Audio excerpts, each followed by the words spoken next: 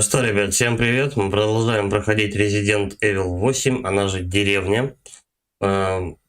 Сейчас нас перекинули играть за Криса Редфилда, и мы будем, я так понимаю, валить финального босса. Поехали, чё? Посмотрим, чем удивят. Какая пуха у него замечательная. Ну, пошли. 300 патронов, 330 каждого. Ну, окей.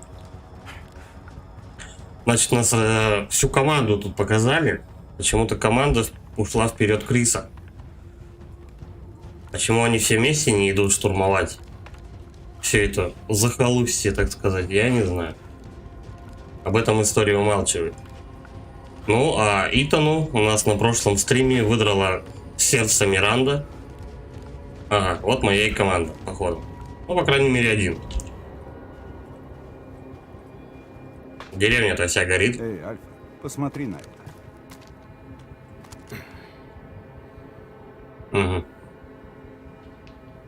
Угу. Бисы далеко залезли. Боже. Внизу все очень плохо. Как ты намерен добираться до цели? Сначала нужно разнести эту хрень. Прикрою сзади. Окей. Давай начнем. Остерегайтесь нужно в враждебного обход, да? биооружия. Ясно. У меня скопление враждебного биооружия. Их больше, чем мы думали. Будьте начеку. Вот эти ребята, походу, биооружие.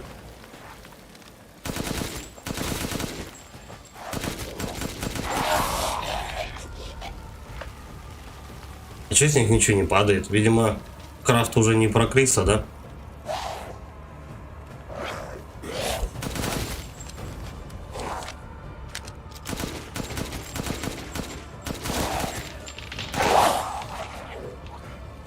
На западе чисто, выдвигаюсь. Понял. И все? 5 монстров? Ну, окей. Я вот не знаю, стоит ли вообще что-то тут искать? Или так сойдет? Заметил судно BSA. 2 охранника. Я справлюсь. Осторожнее. Подожди, мы с кем воюем-то? С BCA или все-таки со всеми вместе? Это еще что за херня? Подожди. Все. Мудрые Ага. цели. Значит, Миранда наверняка Назад не там. пускай. Вперед. Давай тут посмотрим, конечно. Ну да. Ничего не дают. Видимо, 300 патронов, и мне должно... Я должен за 300 патронов дойти до туда. Вижу крупное биооружие. Мутант. Ну, я так понимаю, мы в него и стреляем. Плесень, Что вероятно, он быстро воспринимает сдох? заразные частицы. Не снимайте маски. Все, не снимайте маски.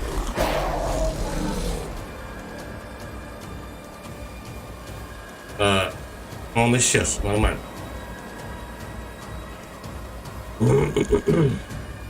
Стой, давай вот тут глянем. Да. Перезарядочка.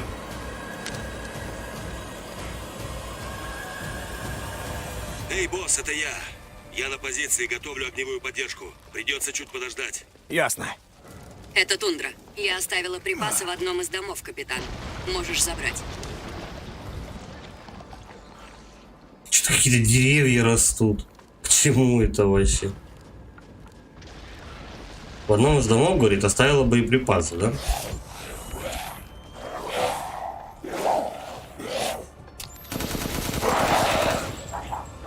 Я так понимаю, у меня 3 хода, да? Вот один сюда, допустим.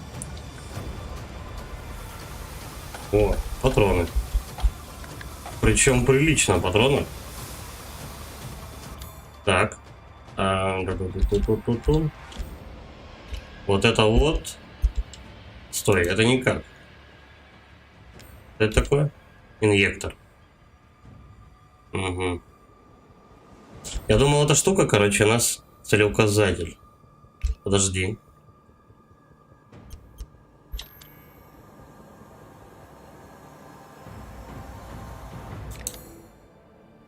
Соединить бы как. Ладно, видимо, никак. Я просто думал, что это типа лазерный прицел для винтовки. Ну или для пистолета. Решили разрабы иначе.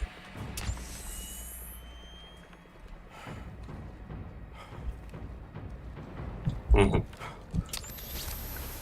Так. Давай, наверное, вот сюда еще сбегаю, посмотрю, что есть.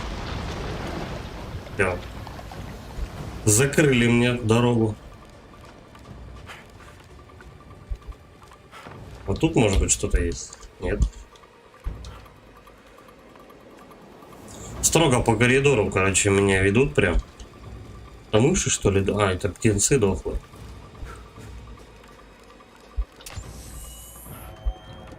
Ну и тут ничего такого особенного.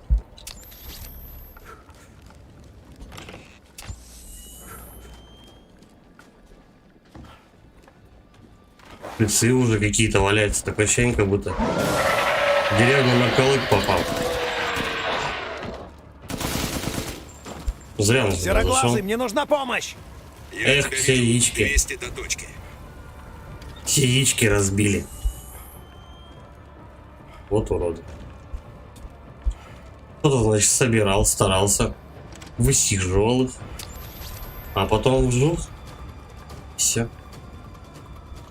Ну, не совсем уверен пока, куда идти. Стой, стой, стой, стой, стой. До свидания.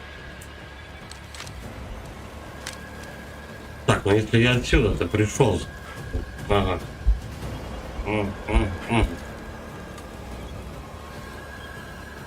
Подожди, а может в обходку? Просто хотел бы все осмотреть. Вижу такую колонну мультипицелей. Хотелось бы все осмотреть, чтобы ничего из лута не упустить.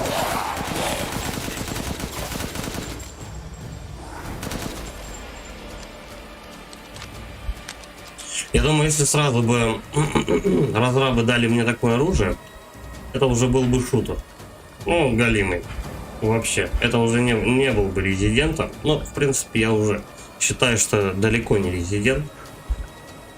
Неважно, какая там у него часть.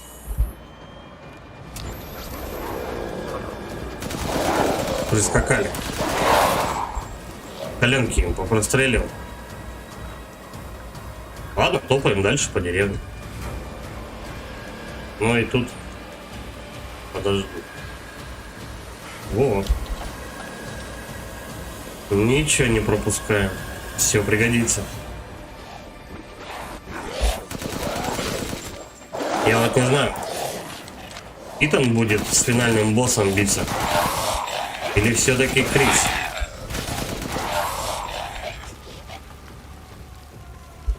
Если Итан, то хорошо, патронов нормально уже наваливают.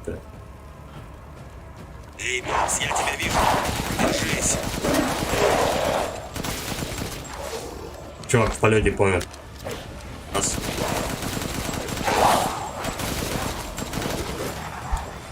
А сколько их тут? Они ж пройти мешают друг другу. Все в духе Serious Sam, по-моему. Ну, пошли. Готов. Буквально делаешь 2 шага, на тебя летит где-то примерно, ну, сколько, 3, штук 8 где-то, да? Монстра.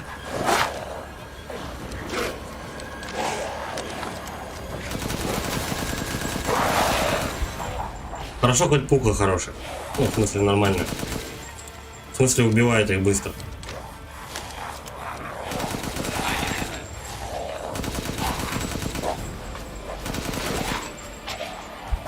Методичненько их будем выстреливать.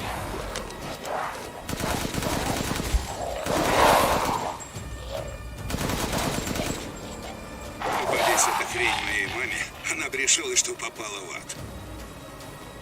При чем тут это? Я добрался до цели. По-моему, любой бы ну, человек, попавший сюда, решил бы то, что он в аду, как бы. На тебя толпа народу летит, и ты отстреливаешь каких-то полулюдей, полуоборотней каких-то. Большая зараза. Так, Лоба. Отмечаю цель. Принято, босс.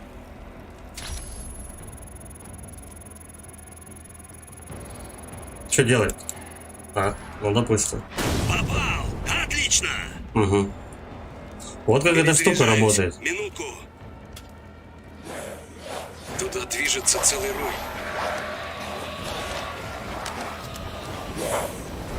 Ну да, тут их прилично.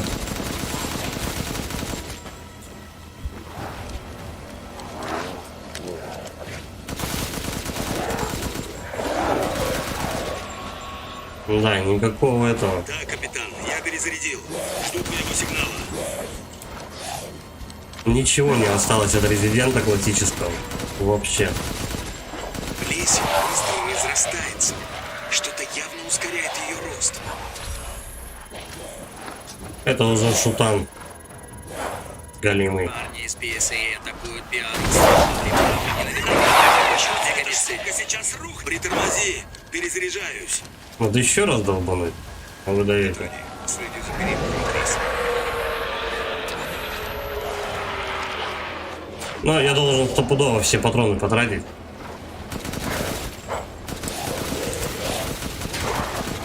Поприцелим чуть-чуть. Стрелять.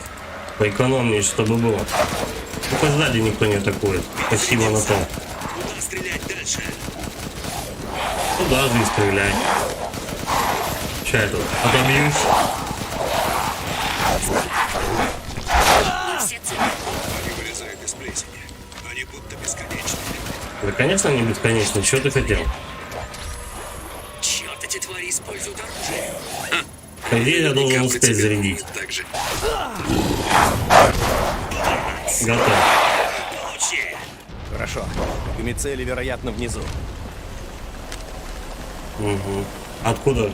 Каком низу? Низ понятие растяжимое. Ну, тут все закрыто.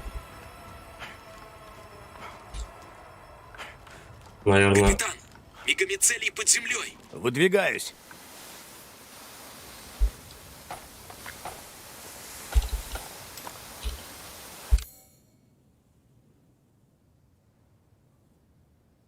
Угу.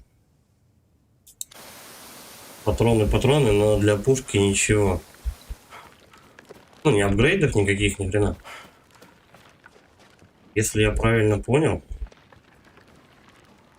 только то, что подсвечено зеленым, можно лутать. Все остальное типа не работает. Ну, можно даже не искать. Что в этих домах нету. Ну, я проверю на всякий случай, конечно. А вдруг чего?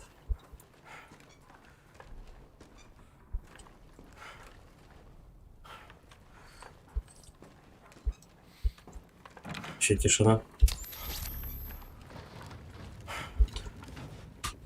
Угу, по кругу обошел. Так. Ну, мне туда, скорее всего, на гору. Пришел я, получается... вот... Нет, не отсюда. Все в тумане, плохо видно. Хоть не так это, как бы, не так много ходов. Че потом? Ну, возьмем. Бам-бам-бам. Гранаты дают прям. Но мы еще будем с этой лазерной пушки стрелять. Точнее, они будут стрелять, а я просто на цель навожу.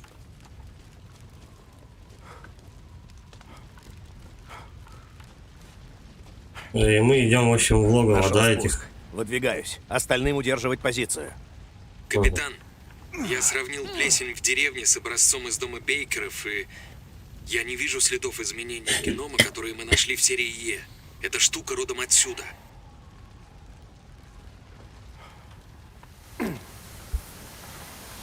Так, подожди. Плесень родом...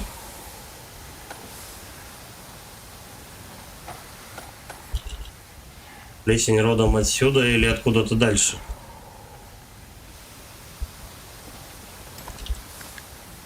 Все?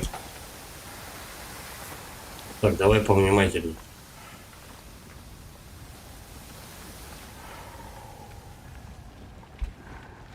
Вообще, наверное, придется лучше на пистолет. Да, тут его 360 патронов.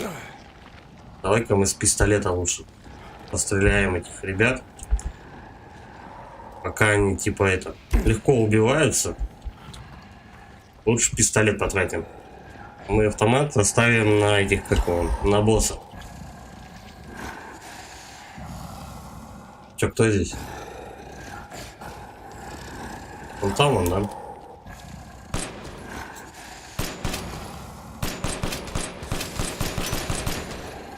Не, его по скрипту надо запускать. Ладно.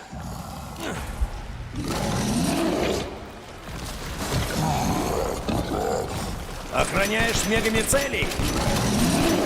Черт, это все без толку. Лоба, у меня тут крепкий черт. Нужна твоя помощь.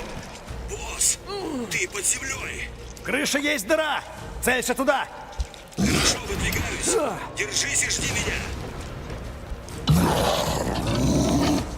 Попробуем с гранатами.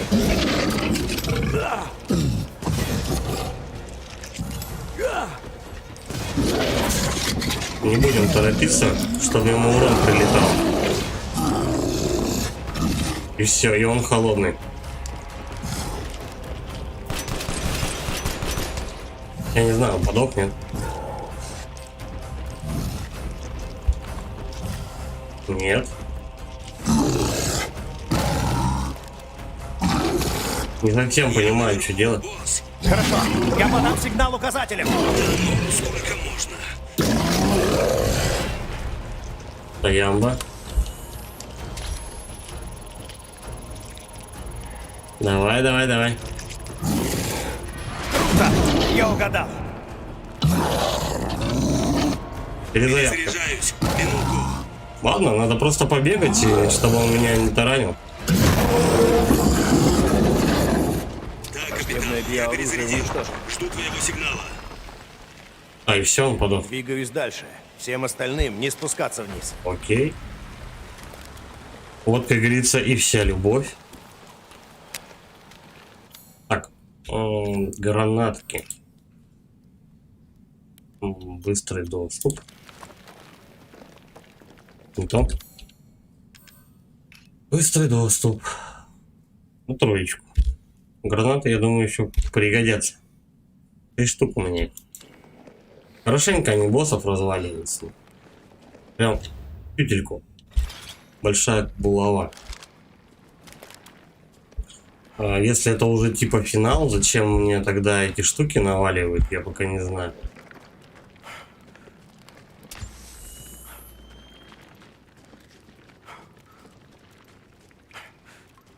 Раз Миранда притворялась Мией, то где настоящая? Небось решила, что она ей уже не нужна.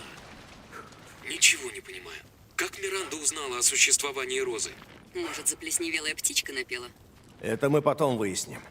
А пока держимся плана. Залор поясняет маленько. Я нашел его. Это мегамицелий. Зародыш какой-то.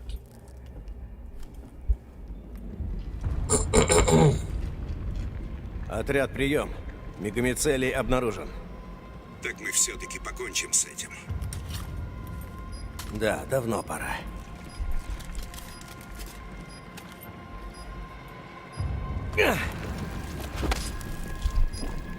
Заряд Н2 готов. Его хватит, чтобы взорвать всю деревню. Надо стереть это место с земли. Но сперва убить Миранду. Не хочу оставлять ей шансов. Приступаю. Так точно. Жду команд. Капитан, я вижу Миранду на месте церемонии. Не приближайся. Будь там, пока я не отдам приказ. Я знаю, что уже поздно, но... Зря мы не рассказали план Эйдену. Некогда было. Мы не ожидали, что Миранда сработает так быстро. И все равно, ты зря ему не сказал. Да уж. Ну да, Итан мог бы хотя бы не подыхать. Он заправляет взрывчатку вот сюда, но не взрывает ее, не улетает там с деревни. Он решает все-таки добить последнего, так сказать, босса. Зачем? Возьми ты просто сначала, допустим, взорви, закончи задание до конца, а потом иди босса убивай.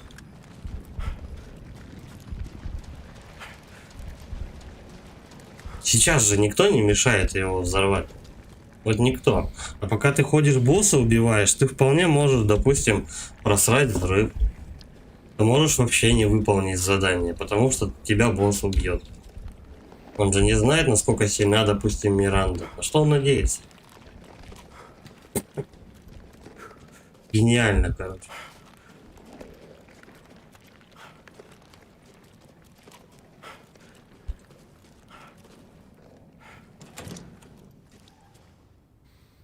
Это лаборатория Миранды.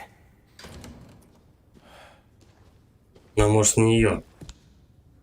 Вот он только зашел. Лаборатория Миранды. Откуда он знает вообще?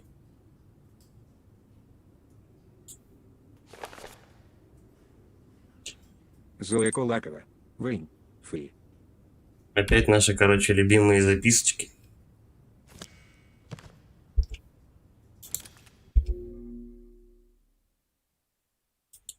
Секунду.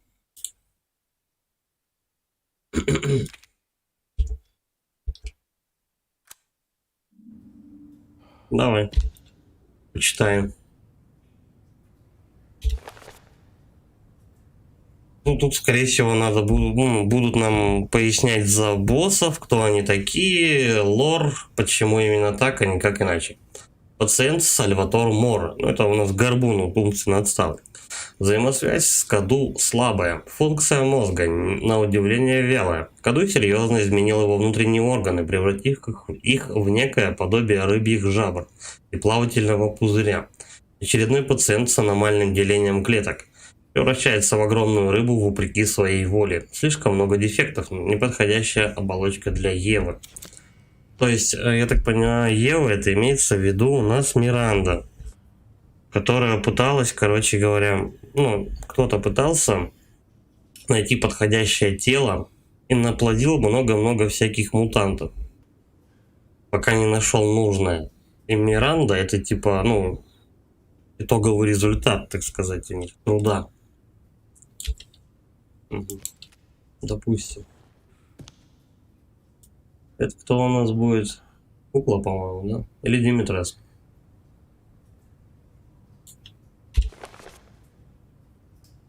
Да, Альсина Димитреску. Взаимосвязь с КАДУ очень сильная. Функция мозга в норме. Невероятная скорость регенерации. Любые раны заживают за секунды, а ногти мгновенно превращаются в когти. Быстрая регенерация также увеличила размеры ее тела. Примечание. Из-за врожденного заболевания крови пациентка должна регулярно питаться кровью и мясом людей, чтобы сохранить регенеративные свойства. Полагаю, при нарушении баланса регенерации возможна бесконтактная мутация. Бесконтрольная мутация. Неподходящая оболочка для Евы. То есть, ну, если бы Димитреску не болела бы заболеванием крови и не нужно было бы ей конкретно питаться, подпитывать свою регенерацию кровью, как она там пила вино из девственниц, по-моему, так, то она бы подошла для Евы. Дальше. Следующий пациент. Это у нас Хайзенберг, судя по книжечке. Коня вон тут и вижу. Всякие механизмы. Пациент Карл Гейзенберг. Взаимосвязь с КАДУ крайне сильная. Функция мозга в норме. Ну, крайне сильная, потому что у него этот какой телекинез, там вот эта вот всякая фигня. Ну, один из среди них, по-моему, он на самом деле самый такой сильный был. Есть органы, генерирующие электрический ток, как у ската японской нарки. Не знаю, что такое японская нарка, об этом история умалчивает, ну ладно. Эти органы связаны с нервной системой пациента. За счет этого он контролирует движение токов по всему телу и может управлять магнитными полями взаимодействия на металл. Чудесный экземпляр, но тоже не для Евы. Ну, я не знаю, патологии, конечно, у него, по-моему, насколько я понимаю, не было, но телекинез, ну, это не телекинез, а просто магнитные волны. Как отталкивает, так и притягивает магнитом. Почему Гайзенберг не сгодился им, я не знаю. Дона Беневента. Взаимосвязь с КАДУ сильная, функция мозга в норме, несмотря на серьезное психическое расстройство. Физически она не отличается от людей, но может выделять сигнальное вещество и управлять растениями, зараженными мутамицелием. Кроме того, если человек вдохнул пыльцу определенного цветка, Дона сможет вызывать у него галлюцинации. При этом она умственно отстала и поделила КАДУ между куклами, чтобы управлять ими на расстоянии. Неподходящая оболочка для Евы. Но оболочка неподходящая тем, что психическое расстройство раз, плюс ей еще нужно что-либо, какие-то растения, чтобы еще влиять на подсознание человека и так далее. Не пойдет, это понятно.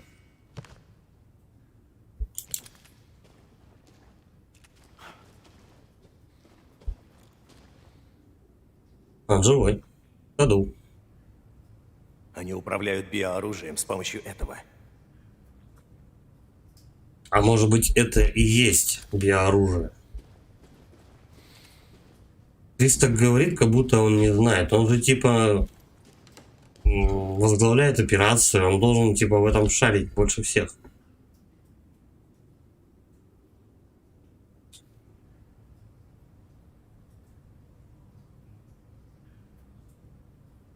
Ощущение, что это Мия у них там. Ну или не Мия, или девка вот с 7-й части, которая была.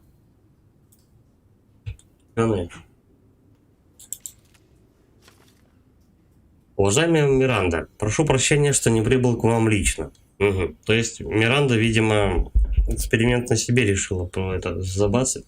Прошу прощения, что не прибыл к вам лично. Я бы с удовольствием вновь посетил вашу тихую деревушку, но, увы, я очень занят. Впрочем, вы бессмертная дама. Вы сейчас едва ли вспомните бедного студента-медика, умиравшего на снегу.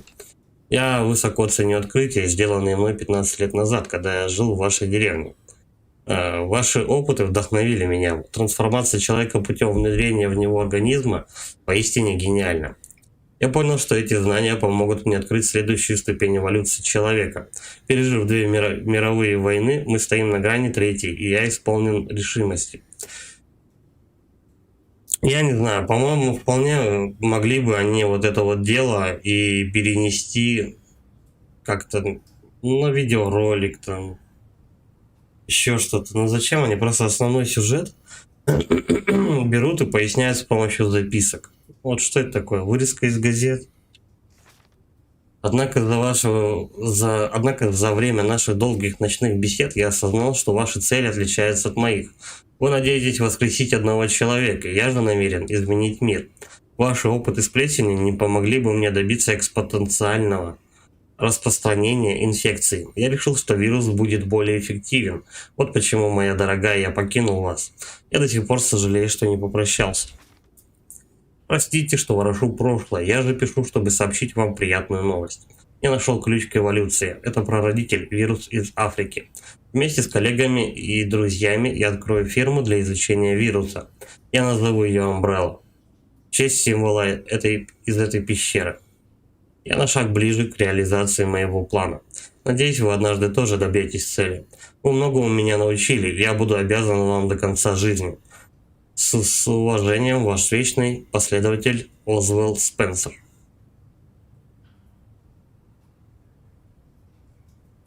Ну, пришили Амбреллу просто вот белыми нитками вот так. Спенсер. Ну, это, я так понимаю, Спенсер и есть. Здесь? Не может быть. Может. Все может быть.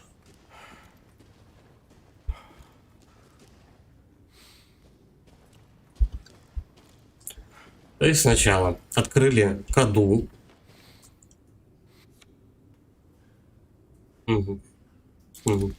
Открыли КАДУ, короче, а потом у нас все вот это дело произошло, 2 войны прошли, и потом у нас появилась первая часть Resident Evil.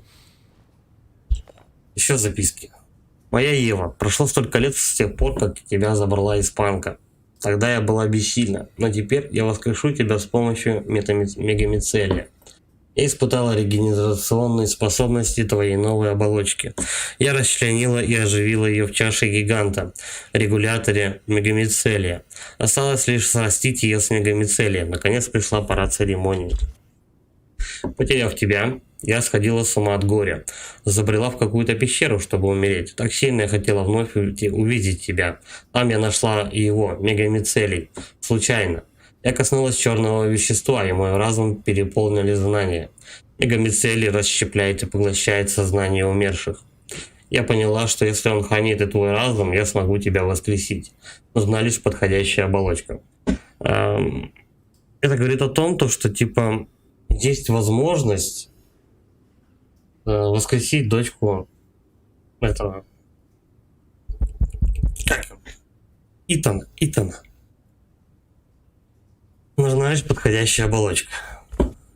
Вернувшись в деревню, я вживила плесень мегамицелия в жителей. Это позволило управлять ими и ставить опыт. Я провела эксперименты на сотнях людей, чтобы найти для тебя идеальную оболочку.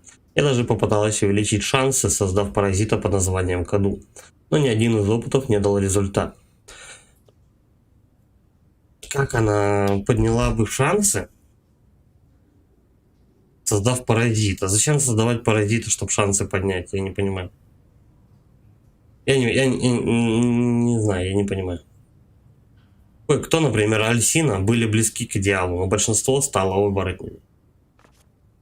Однажды ко мне обратилась организация и пообещала помочь. Я дала им образец плесени и твоей ДНК. Они создали Эвелину. Это то есть девку с 7 части, мелкую. Это был провал. Хотя не все так плохо. Благодаря им я узнала о существовании Розы и поняла, что она идеальная оболочка. Роза – дочка Итана.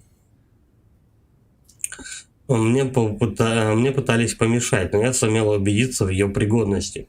Мои опыты наконец завершены. Ева, я много лет ждала твоего возвращения. Дарья Кононенко, привет. Привет, Даш. У чувака как в звонке рожа перекосилась. Ну, посередине стоит Эвелина. И что-то мне сдается, то, что справа в куртке с закатанными рукавами это Мия. Уж очень похоже. Других не узнаю, но возможно с левой стороны второй это Крис.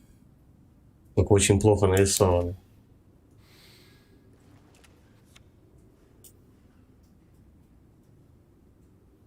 Это барышня. Ну это медсестра какая-то.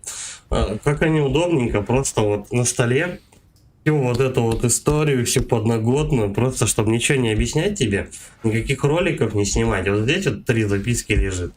Вот здесь парочка, да, по-моему, и вот тут вот. И там еще книжки, короче, которые поясняют тебе за всех вообще этих, за всех боссов в игре. Это у нас типа Моро, видимо, так, я так понимаю, или Мора. Ну, вот этот горбун, вот так он изначально внутри выглядит. Блин, здесь вот тоже всякие фотографии. Короче, скажем так, это комната. Ну, лабораторией это не назвать. Лаборатория это, ну, не знаю, должно быть больше, чем один микроскоп, я считаю. И какой-то труп из жижи, нарезанный просто на стейки, как бы. И все, и щипцы. Ну 2 микроскопа, сорянчик. Что это такое? Ну что это за лаборатория? Лампочка и 2 микроскопа, по сути. Ну и вот они, книжки, короче. Комната, которая просто поясняет тебе вообще за все. За лор этой части. Как она относится к 7 части. И вообще, как она относится к Resident Evil в целом. Да. Феноменальная. Че? Ну, это, я так понимаю, Эвелина. Дарья Кононенко, школьный кабинет биологии. Было бы прикольно.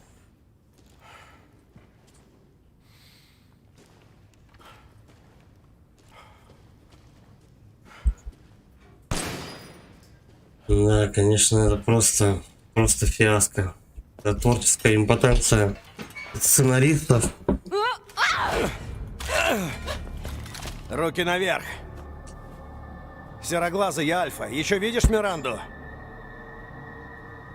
На месте церемонии. Пока не уходят, чего-то ждет. Причем это оригинальная Мия напала сейчас. Они ее держали в лаборатории столько лет в одной и той же, в одних и тех же шмотках. А Миранда родила Розу. Нет, наверное, все-таки Мия родила Розу. Потом ее закрыли сюда, в лабораторию. А Миранда... Не вяжется сюжетик. Вот не вяжется он никак. Подожди, вот смотри, короче, Мия... Дарья Кононенко. А мы в видео сейчас. Я только зашла просто. В смысле, а мы в видео сейчас? Не совсем вопроса понимаю. Трансляция идет, стрим.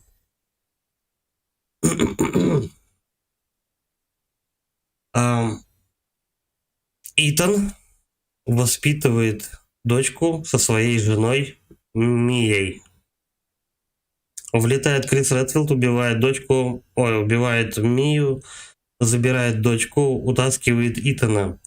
Итан переворачивается на машине, обнаруживает то, что Розу куда-то утащили, дочь его. Мия мертва, это стопудово, как нам кажется. Убивает несколько боссов, приходит сюда, оказывается, Мия сидит в клетке.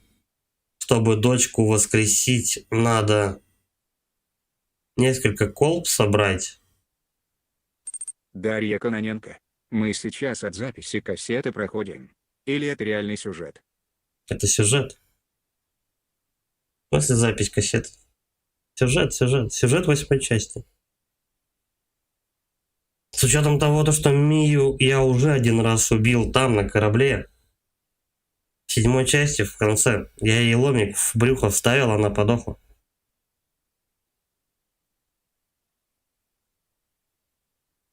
У меня просто сейчас мозг закипит от этой хуеты. Вот реально. Свалка бреда какого-то. Ну, не знаю, они так запутались просто, то, что начинают косячить. Сюжетные дыры допускать и все такое. Ну, убили вы Мию, ну возьми ты его с другим, Итана, с другой телкой его сведи, и все. И все, не надо тебе, блин, просто еще раз этого же самого персонажа, как бы, заводить и все такое. Не надо что-то придумывать, додумывать сюжет. Ты просто возьми его с другой телкой. Какой-нибудь левой вообще, сведи его, не знаю, с бывшей одноклассницей, хрен бы с ним, как бы. Все, у Итана родилась бы дочкой, и все. И уже можно на этом сюжет строить хоть как-то. Дарья Кононенко. Я тоже не поняла толком сюжет 7-8 части. Так вот. Ну, смотри, в принципе, сюжет 7 части, он, ну, короткий. Жена Итана присылает записку, видеообращение, короче. И все, и он едет за ней. Дарья Кононенко. Сложно. Он едет, Итан едет за своей женой Мией в особняк Бейкеров, заброшенный, окей. Потом оказывается то, что там плесень вселилась в жителей этого особняка, Мию похитили. Ты этих всех жителей убиваешь. Во всем оказывается виновата девочка, которая тоже заразила и Мию. Ты Мию завалил. Бабка, которая сидела на кресле, оказывается той самой девкой мелкой. Наверное. Ну ладно, не суть. Бабка, девка, не суть. Вот. Тебе в конце ты убиваешь этого мега-монстра и улетаешь в закат, как бы. Спустя какое-то время оказывается то, что Мия выжила. Как? Непонятно. Ты ее убил. Она рассыпалась при тебе в прах. Ну, развеялась, дематериализовалась, если как удобно. И потом, Короче говоря, у вас с ней ребенок. Ну, окей, вжух. Могли бы по-другому, ну ладно, не будем докапываться. У вас с ней ребенок. Влетает Крис, убивает Мию. Причем он в нее, наверное, рожок целый всадил ей в брюхо патронов. Хватает дочку, увозит и тебя, и дочку. Фургон переворачивается. Почему-то в двух вас в фургонах везли. Ну ладно, не суть. Фургон переворачивается, ты выжил, дочку куда-то увезли. И почему-то ты начинаешь собирать колбы из этой дочери, хотя ничего тебе не показывали. То, что эту дочку как-то расчленили, по колбам запихивали, нет. И да зачем вообще ты колбы собираешь, я не понимаю. А может быть, тебя разводят, может быть, не твоя дочь в этих колбах, может быть, ты мегазорга какого-нибудь, как трансформера собираешь. И потом Крис приходит, хотя он должен был знать, куда утащили оригинальную Мию. Крис приходит, и почему-то Мия вообще в лаборатории. Хотя если уж она такой уж очень важный персонаж, вот эта вот организация, которая напала на Итана с дочкой, они должны были эту Мию где-то изолировать у себя там, а не в деревне в какой-то, за решеткой, которую... Все, нахрен. Чем больше думаешь об этой дичи, тем больше вопросов возникает и сильнее запутываешься, вот честно. Это правда ты. Рад тебя видеть, Мия. Что произошло? Меня поймали. Дарья Ставили Кононенко, роботы. расскажи, как ты за Крисе сейчас проходишь. Как сюжет к Крису пришел. Итаном Винтерсом ты валишь Гейзенберга, 4-го босса по счету. Подходит Миранда, у Итана выдирает сердце. Итан падает, она уходит. Появляется Крис Редфилд со своей группой и идут штурмовать деревню. Он там мочит много народу, ну вот этих вот ликанов, короче, которые на него бегут. Дарья Кононенко, фига как ты далеко прошел. 5-й стрим, надо думать. Крис идет через всю деревню, укладывает кучу трупов, подходит к сердцу вот этого мегамицелия, который, собственно, как единый разум удерживает всех монстров под контролем. Под землей закладывает туда взрывчатку, но не взрывает ее, а решает идти и добивать Миранду. А если он провалит тупо задание? Ладно, нахрен.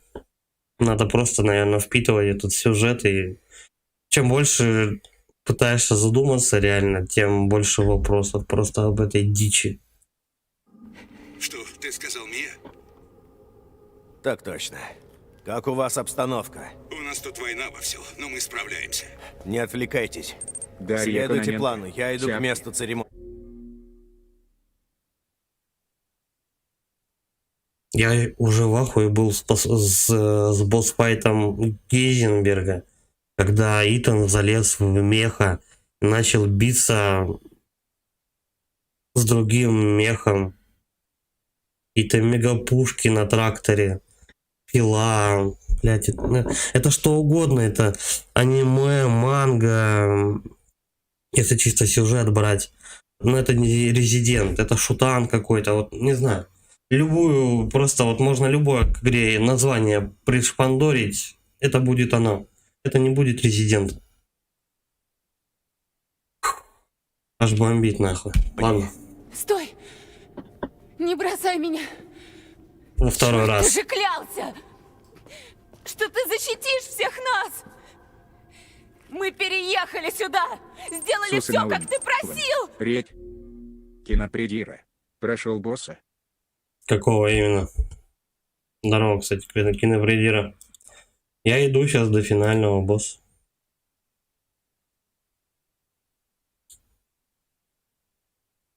Когда Крис обещал ей помочь. Это, видимо, было за кадром. Мы, наверное, простые смертные, мы не должны это знать. Пути Капкома, блядь, неисповедимы, я не понимаю, что. Я не спорила. Лишь бы мы были вместе.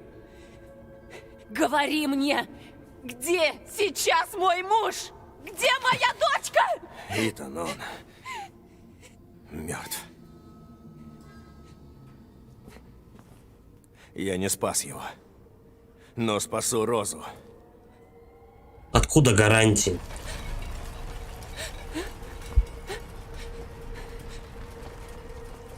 Идем. Надо увести тебя. Что значит Итан мертв? Погиб. Послушай, Мия, нам нужно идти. Кинопредира. Завтра Всё скоро первая взлетит смена. на воздух. Форму дали сегодня и трудовую отдал. Ага. Поздравляю. Поздравляю с устройством на новую работу.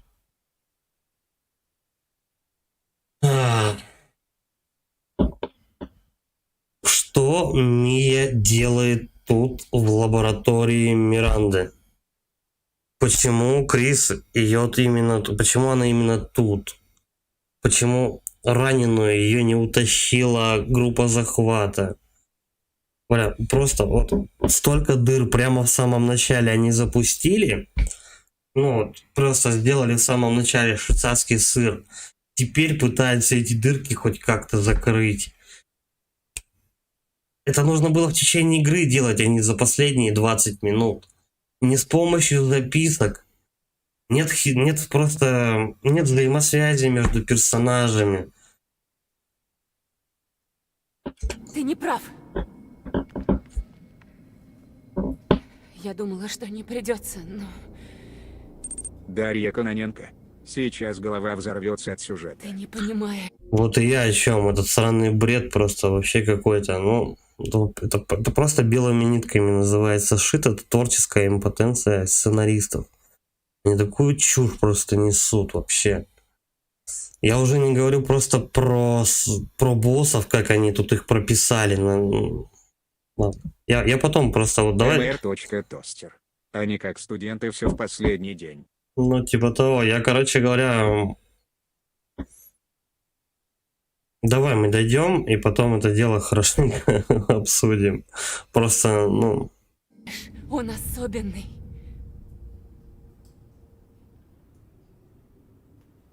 Просто дальше будет хуже. Это точно могу сказать. Дальше будет еще более в трешак все это пойдет. У нас пока, скажем так... Но Итан без сердца живой.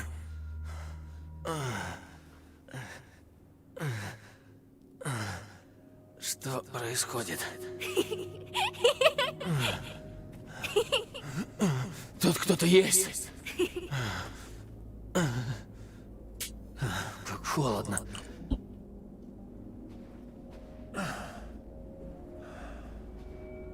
Помним, да, то, что Миранда ему в сердце выдрала на поле. Как я сюда попал? Сука, как холодно. Пальцы на месте. Черт. Кольцо. Моё тело.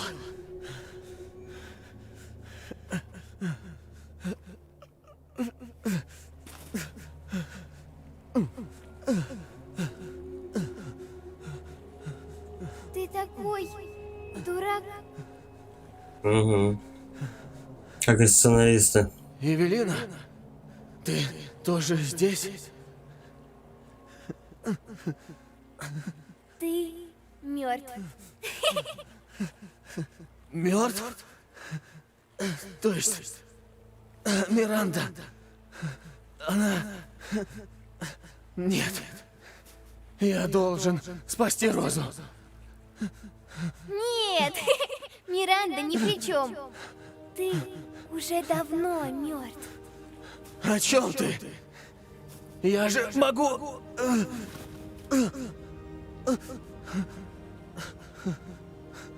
Видишь? Миранда не убила тебя. Разве тебе это не кажется странным? Что любые твои раны заживают? Вспомни.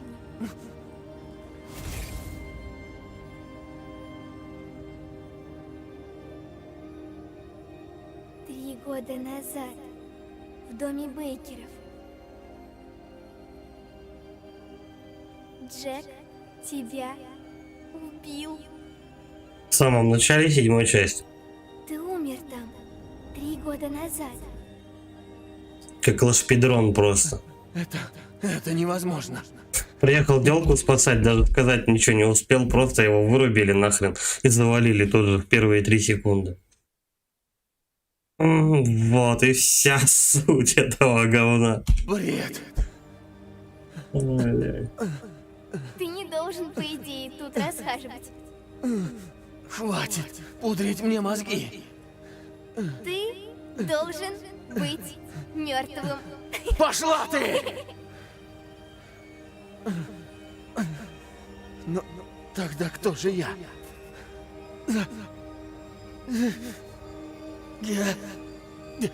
Я это сделал.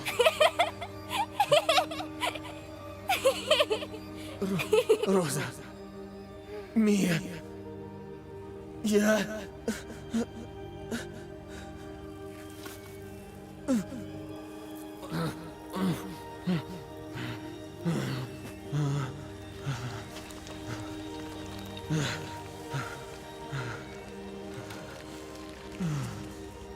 Теперь дошло? Ты целиком состоишь из плесени. блять. То есть фактически Итан помер в самом начале 7-й части. И он в виде плесени ходил всю 7-ю и всю 8-ю часть. И как-то умудрился в виде плесени дочку заделать. Как вообще работает его эндокринная система с помощью выделения желез внутренней Дарья секреции? Кононенко. Арун, от твоей реакции. mr.toaster. Игра года 2021. Как он кончал свою жену, если он плесень, блядь? mr.toaster. Игра года, да-да-да, игра года 2021. Сборище уродов, блядь. Не. Так что ты больше не увидишь свою семью. Как он вообще видит, если он плесень? Семью? Нет. Роза. Я должен спасти дочь. Но ты уже мертв. Мертв.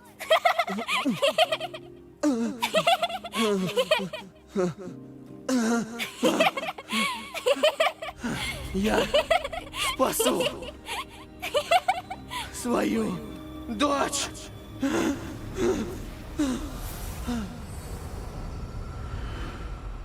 Это фиаско, братан.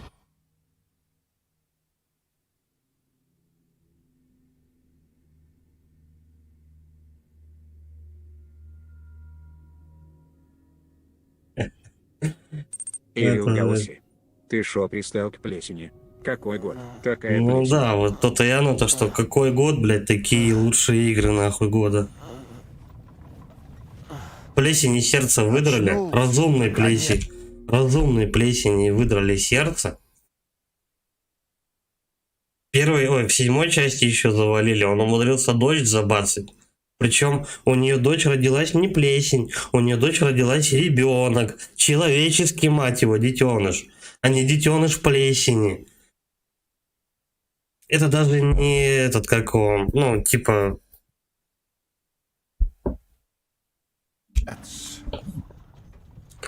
Где я?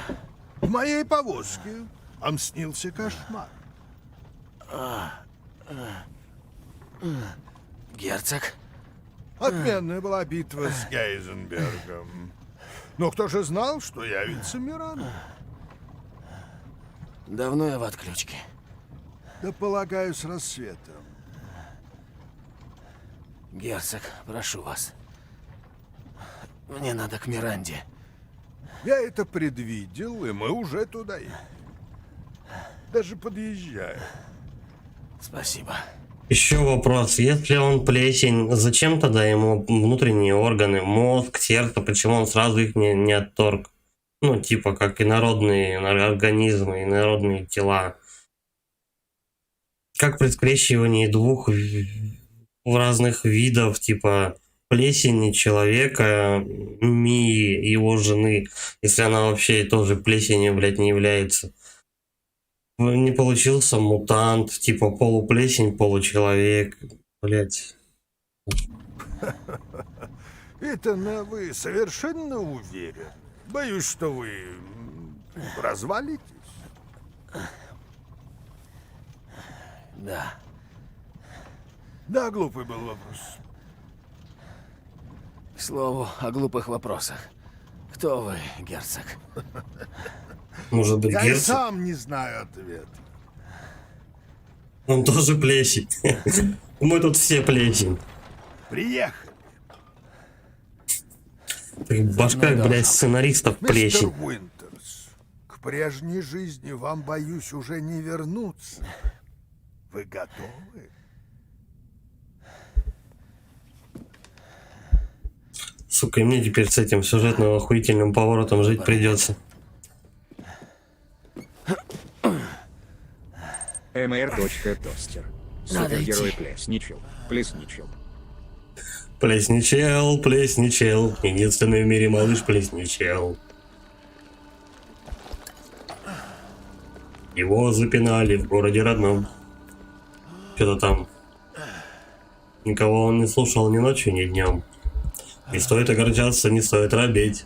А лучше эту песенку вместе пропеть. Плесничел, плесничел. Единственный в мире малыш плесничел.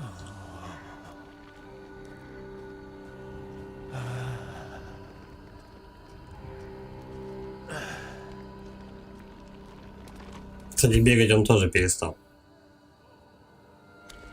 Так, ну у меня все оружие на лицо, че он без стволов-то ходит? Давай-ка. Начнем с пистолетиков.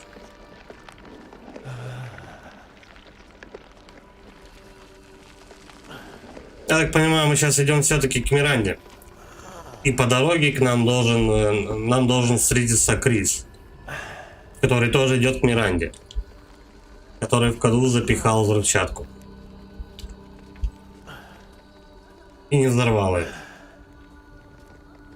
То есть он фактически поставил под удар всю операцию. Малолетний дебил.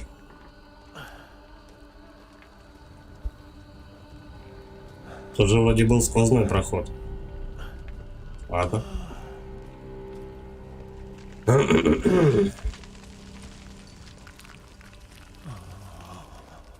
О.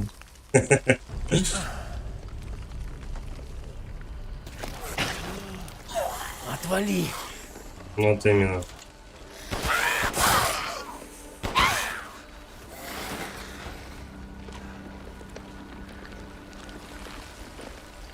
Давай не будем, наверное, зацикливаться на вот этих маленьких мобов. Ну зачем просто? Вижу цель, не вижу препятствий. Как через булки продвигается. Юная Эва, Вот моя это вот. прекрасная дочь. Иди ко мне. Угу. Ева, Валли?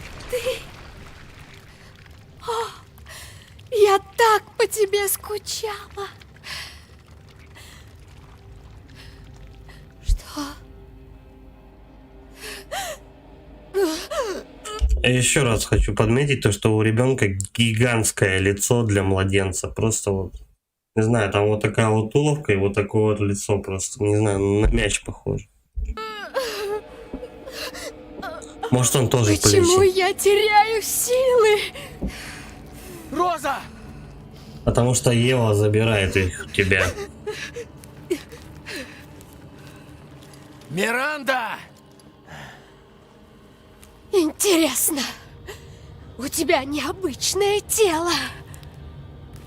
А у тебя как будто обычное. У тебя 6 Слышишь? крыльев немножко. Ничего, я убью тебя правильно. Вперед, давай!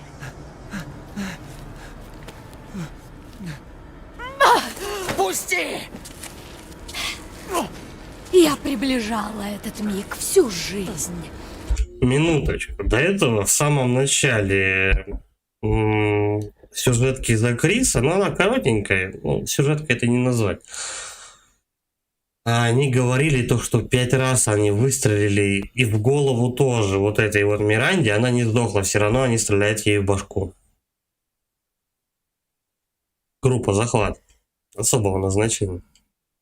Малолетние дебилы. А ты хочешь все вот так разрушить? Я свое заберу. Я исполню свою мечту. Нет! Роза! Моя!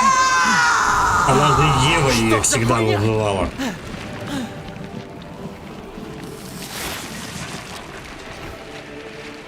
Такая вот хуйня.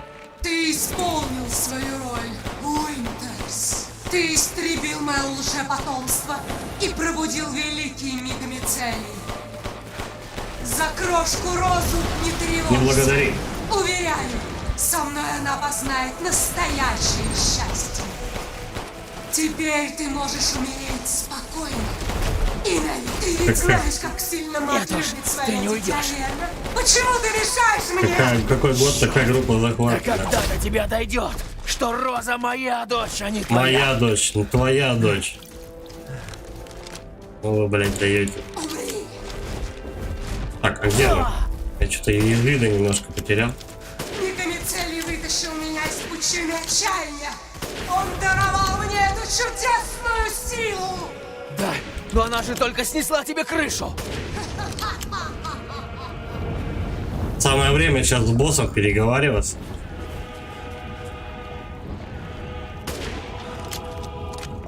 Так, чисто от плеча в него стреляет. Надеюсь, я вношу евро. Какой живучий. Нормальный.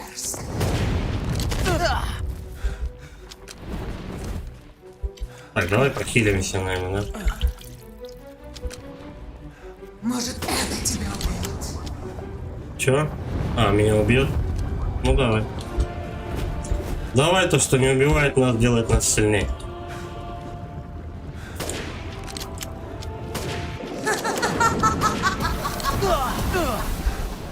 Я думаю, может быть, попробовать с дровоша пошмарить.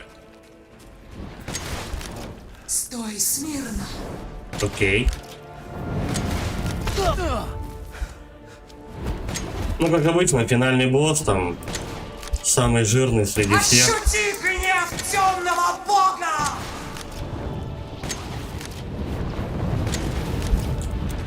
Темный бог это она, типа. Вот. Ред.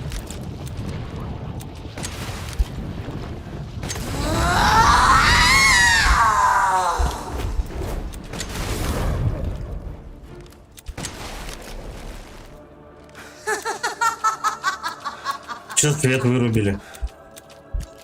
А ты, Уинтерс, можешь смело верить мне свою судьбу. Ну, отдохни. Чёрта с два. Я верну свою дочь! mr.тостер. Какой бог, она же гриб. Теперь бог. Теперь грибы боги. Ну, как обычно, вот это вот. Умри, умри! Черной этой, как его.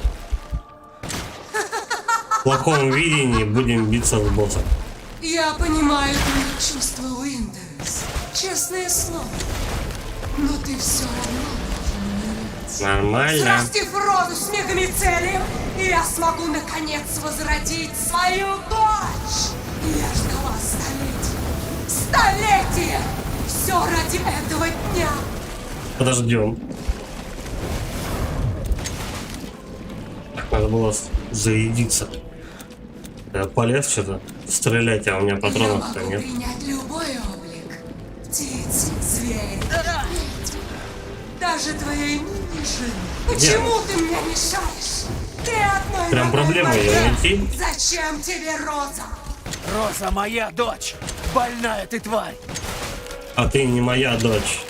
Ну, как в индийских фильмах, короче. Впервые вижу, чтобы человек жил без сердца. А вдруг ты все-таки один из нас? Кто б сомневался. Ты ходячий труп. Подзацепила она меня. Смерть, Итан Уинтерс. А теперь, Сейчас, чтобы ты исчез. теперь, короче, нож работает, да?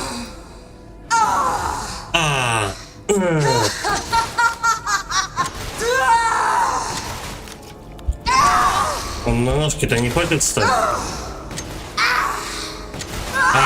Ох! И все. Хэппи-энд. Ща пристрели и будешь танцевать на ее трупе. Да-да-да, нога любимого не может не сделать больно. Она как дуновение ветерка. Хуяк такой, давай плясать. Короче, все танцуют, и потом финал.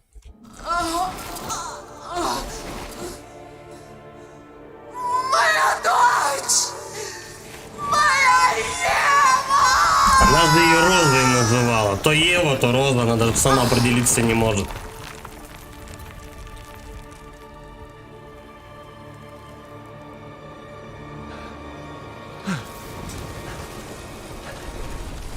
Да.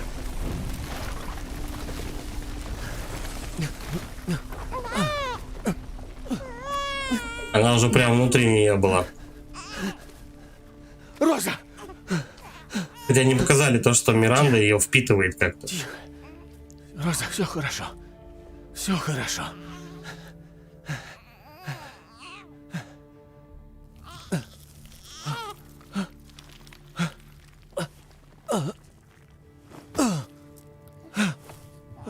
Наконец-то его показали от третьего лица. Кстати, одет он как Алан Уэйк. Итан! Итан! Ну же, Итан. Давай, Итан, очнись. Если Итан, будучи плесенью, заделал ребенка, то ребенок тоже должен быть хотя бы как минимум наполовину из плесени. Если я правильно понимаю уроки биологии, помню и понимаю просто генетики, ну просто как минимум, да, XY хромосомы, короче, возьмем и все такое. Ну, ребенок тоже должен был распасться на атомы, испепелиться вместе с Итаном хотя бы частично. Либо утратить какие-то свои, не знаю, функции организма, там еще что-то, стать им каким-нибудь овощем, инвалидом, да хоть что-то вообще. Просто, ну... О, нет. Выдыхаем. Крис, Итан, Выдыхаем. ты вышел. Все Да. кончено. Похоже, все кончено и для меня. Итан, надо идти. Вы убили мегаплесень, сейчас будет мегавзрыв. Итан дохнет.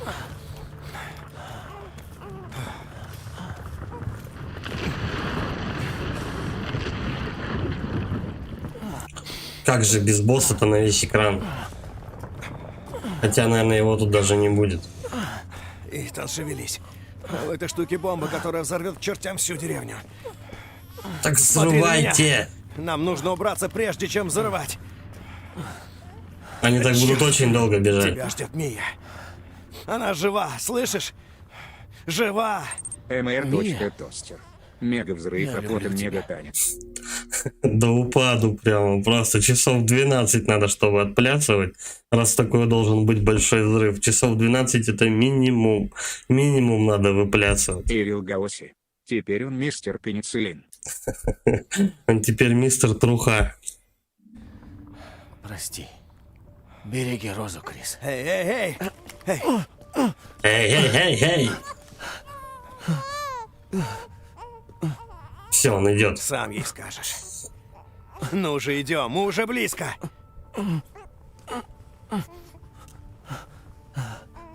Не бросай ее. Куртку подарил, простится. которая сама себя зашивает. Вот этот подарок.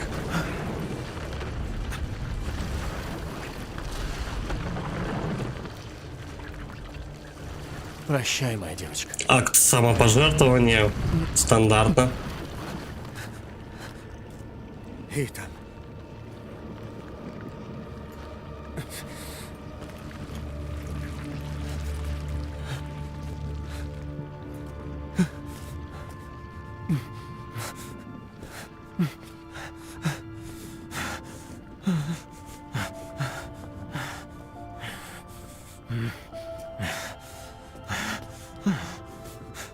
Ну и музычка со скрипочками. Трунь, трунь, трунь, пилик, пилик, короче, да.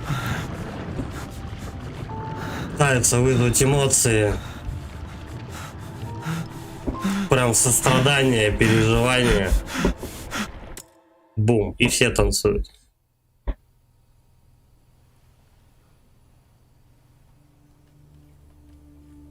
Роза! Ну или Ева. Похер. Вверх! Вверх! Поднимай нас! Сначала же нужно взлететь, а потом взорвать. Разве нет? То есть. mr.toaster. Ну, мужик, не тяни, прыгай. То есть. Итан поперся с этой, как его, с детонатором прямо туда к ней. Хотя детонатор может сработать на большом расстоянии. Ладно, не суть. Взрывчатка должна взорвать всю деревню. Дождись, пока они взлетят, чтобы вместе с ними не взорвать все к херам вообще собачьим, чтобы вертолет просто смог взлететь, а не покоцать и лопасти от взрыва. Там же дочь твоя полетит сейчас на вертолете. Он берет, блядь, взрывает, а они только потом взлетают. Ну как? Стой! Где Итан? Пошел самоубиваться. Быстрее! Сейчас будет взрыв! Нет! Нельзя лететь без моего мужа! А ничего то, что времени немножко больше Сначала проходит. ты... И между ними просто... Между ними идет диалог. Ну, сколько сейчас он будет идти, да? Вот они там, мы взлетаем, нет, мы не взлетаем. Где Итан? Нигде Итан. Итан сделал 6 шагов, взрывает бомбу. А у них тут диалог 1,5 минуты, 2. Скажешь мне, где Итан? Он бы нас не бросил, я знаю. Скажи, что случилось? Где?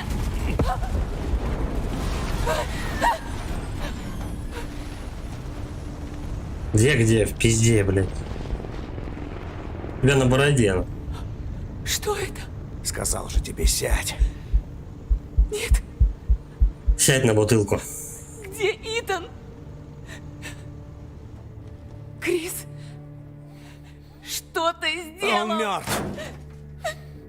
А такое ощущение, как будто он переживал. Они до этого вообще всей группой даже не парились, что вообще его в задание даже не посвятили. Бля, надо было бы ему сказать. Да, надо было. Ну ладно. Раз он помер, ничего страшного. Они уже были готовы, то что он мертв. А тут он в стенку стучит, как будто он, бля, переживал за него 10 тысяч лет. Он остался и спас всех нас.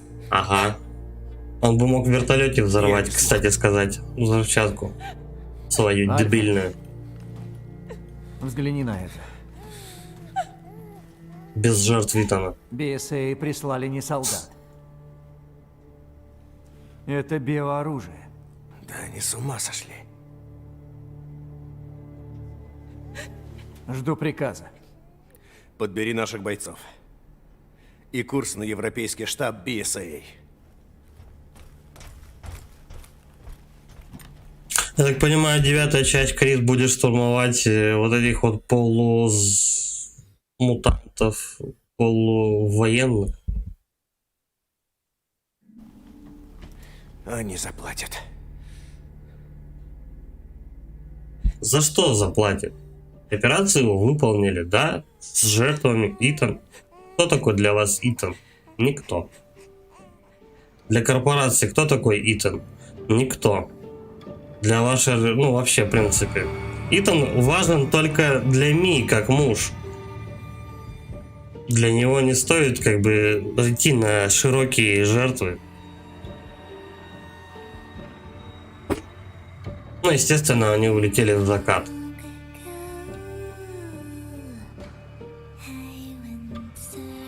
Ну, саундтрек неплох. Атмосферненько. И еще раз показывают то, что показывали в самом начале. Только я не совсем понял, как это... как этот мультик, сказка... mr.tost. Можно сопоставить с основным сюжетом. Сычел в одном лицо, спекали мы ножом, все сделало, они прилетели только в конце и пафосно улетели на вертики, все. Я понял, 2021. Да-да-да. Вот именно что. Группа захвата сидела по конурам, пока чел, короче, вжала, да, ходил и уничтожал пол деревни и боссов заодно.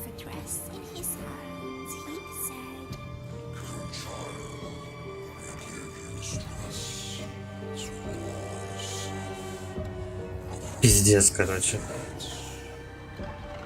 Как угодно можно было эту игру назвать. Вообще как угодно. Деревня ужаса. Там, я не знаю, просто мудаки из плесени. Неважно, неважно. Но они решили подставить к этой игре название Resident Evil. Где-то в середине ты увидел значок Umbrella, и в конце с помощью 2 или 3 записок, по-моему 2. В конце самого. Поход за грибами. В конце с помощью 2 записок тебе объяснили, насколько эта игра относится к названию Resident Evil. Деревня и плесневелый хлеб. Возмездие. Просто плесень возмездия, можно сказать так. Потому что... взяла сполна. Потому что в 7-й части ты уже был плесенью. Девочку в зеркале. А в 8-й части плесень мстит. Целый день и наконец нашли. Охваченный гневом, папа бросился на ведьму, а мама нежным касанием развеяла злые чары. Но ведьма была сильна, и папа крикнул: «Спасай нашу дочь!» Мама с дочкой побежала прочь, а лес охватил пожар. И сценарный тупняк. Пепелище и поныне напоминает о жертве, которую принес отец. И до сих пор всем детям, кто слишком долго смотрит на выжженную пустошь, снятся кошмары, как они пошли собирать ягоды и заблудились в лесу.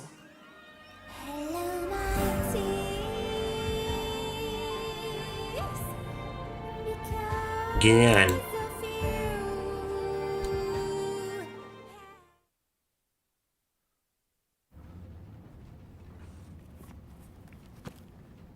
Мия напялила куртку, которая сама себя зашивает, регенерирующую. А, нет, это дочка уже взрослая. Как думаешь, мальчик сможет коснуться Луны? Коснуться Луны нельзя, она далеко. А вдруг у него есть ракета? Ну, тогда коснуться можно, но ему будет там холодно. mr.tost. Мядзики Кенни. Ну ты и глупышка.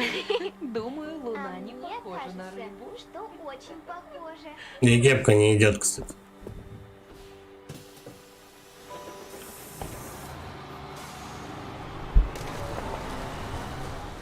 И она пойдет уместить за своего батю в 9-й части. Ну как-то же должны они трилогию-то закончить.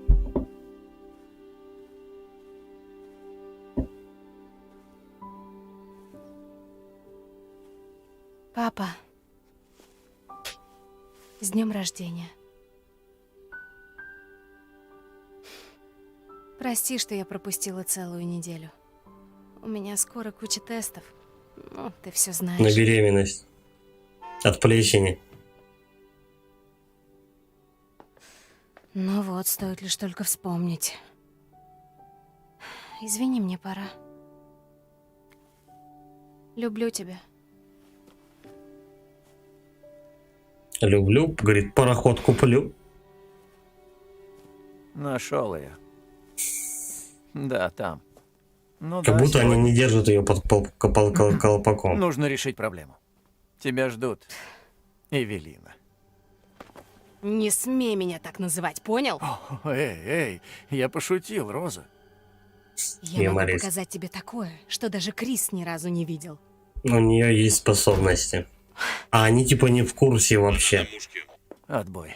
Нахуюшки. Всё Ее должны как крысу держать в лаборатории. Да учись лучше, не будь такой же тупой, как папа. Роза, соберись, возьми себя в руки. Нет, так не получится. Она под колпаком. За ней Umbrella следит. У нее способности. Она же наполовину плесень, которая... Я же говорю, она наполовину плесень, потому что дочка Итана, который был в целом плесенью все время, еще даже до зачатия ребенка.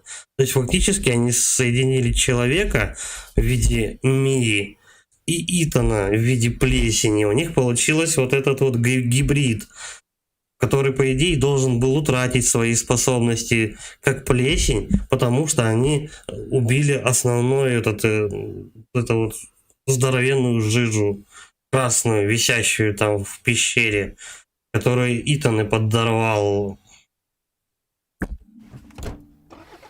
Ой, блин. Знаешь, ты вся в него.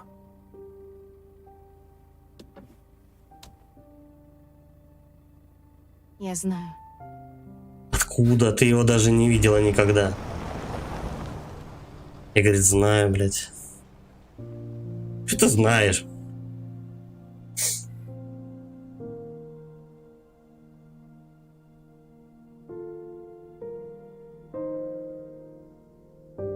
Она должна на опытах, я не знаю, как на этих, как на пряниках кататься.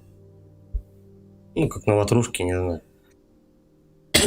Ее должны всю жизнь, короче, это как исследовать, на что же она способна. Моя дочка тостер. А деньги можно вернуть, мне не понравилось. Да, действительно, история отца завершилась. Ну, история дочери... Итан по дороге. Нет, это не он.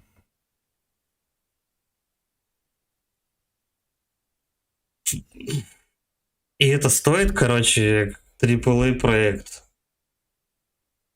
Эта игра, она играется. Хорошо, без косяков Моя играется. дочка тостер. Или я сутенера позвоню, пожалуйста. Эта игра, она просто играется. Окей. Пиздец, дожили. В 21 году мы радуемся тому, что игра просто играется.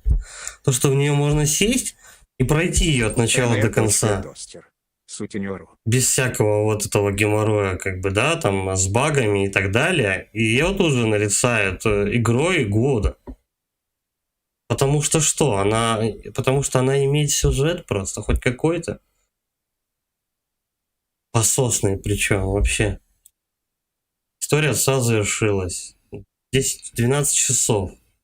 Ну, сложность низкая, потому что я случайно переключил между боссами, где-то там умирал, нажал F, и у меня автоматически игра постоянно тебя спрашивает, хотите ли вы понизить сложность, хотите вы понизить сложность, хотите, стоит раз подохнуть, все, тебе сразу же. Хотите ли вы понизить сложность? Ну вот она и понизилась автоматически. Либо автоматически, либо я случайно нажал. Похер, доступен новый уровень сложности. На середине, точнее как, игра вообще даже на норме, она не сложная. Можно валить всех мутантов, ну не всех, большинство зомби не шустрых, можно убивать ножом. Магазин бонусов, наброски, фигурки испытания, спасибо, не надо. Зарабатывайте очки результатов, проходя испытания из меню испытания. Обменивайте очки результатов на различные товары в магазине бонусных материалов. То есть, короче, оставайтесь подольше в нашей игре. Максимально. Проверяйте, там, делайте, что хотите, лишь бы вы были в нашей игре. Понятно. Добавлены новые видеоролики. Раздел видеороликов в меню бонус. Добавлены жуткая деревня, полная версия. Создание жуткой деревни. Дизайн уровней. Создание визуального ряда. Создание графики. Получить это оружие в магазине прохождения. Какую-то хуйню дали еще. Вы завершили несколько испытаний. Обменивайте очки. Не оборачивайся. 4 владык. Испорченный пир. Понятно. Да похер вообще. Давай тут.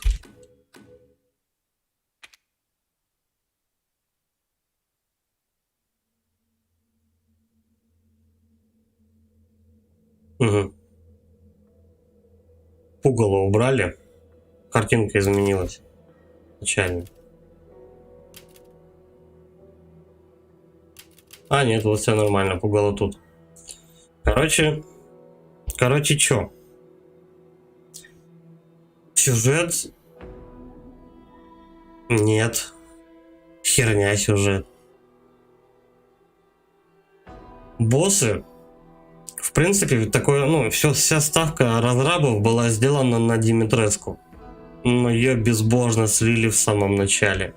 То есть они не захотели ее сюжет самого персонажа развивать, раскручивать, так сказать, и так далее. Они просто его, ну, чтобы не заморачиваться особо, они взяли Димитреску и слили в самом конце, в самом начале. Второй босс — кукла. Ну, то есть Димитреску ты в виде монстра, ты должен влить в нее урона. То есть даже думать не надо, просто стреляй и все.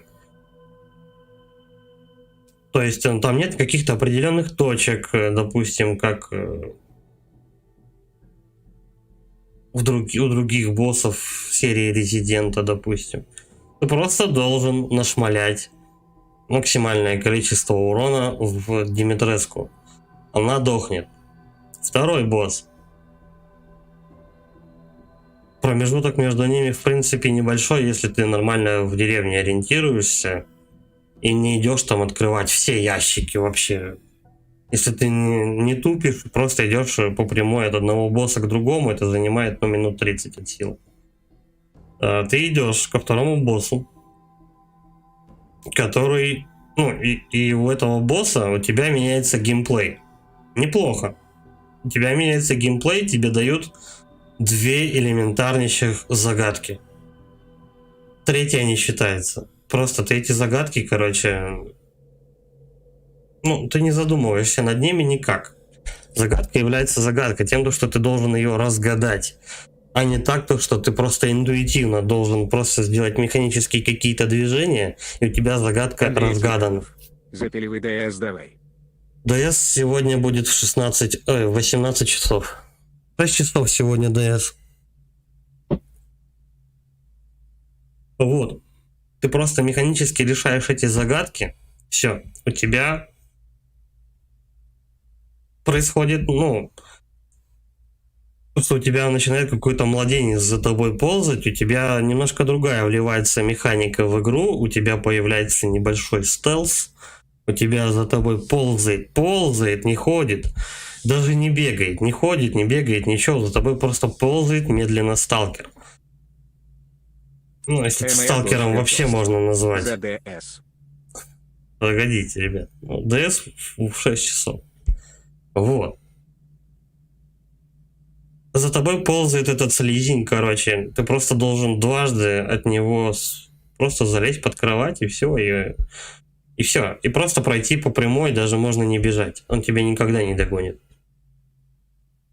Причем вот это вот появление младенца ползающего в коридоре красном и так далее, это полностью выдрано из ПТ. ПТ, которое было эксклюзивом на 4-й плойке, удаленной от Кодзимы. Прям один в один и кадры, и сцены, и вот это вот все. Даже примерно коридоры похожие. Планируешь играть в Last of Us? Last of Us, обе части пройдены уже на канале.